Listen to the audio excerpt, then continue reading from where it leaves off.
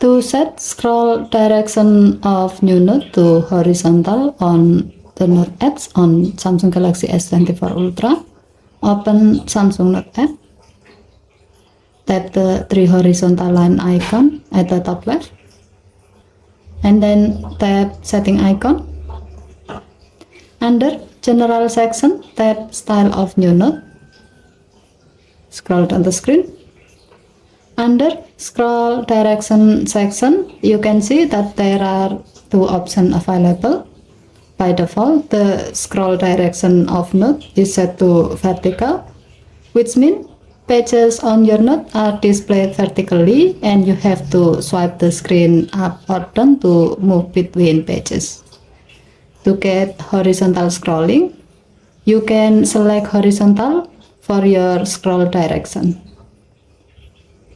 With the scroll direction is set to horizontal, the pages on your note will be displayed horizontally and you have to swipe the screen to the right or left to move between pages. Okay, thank you for watching.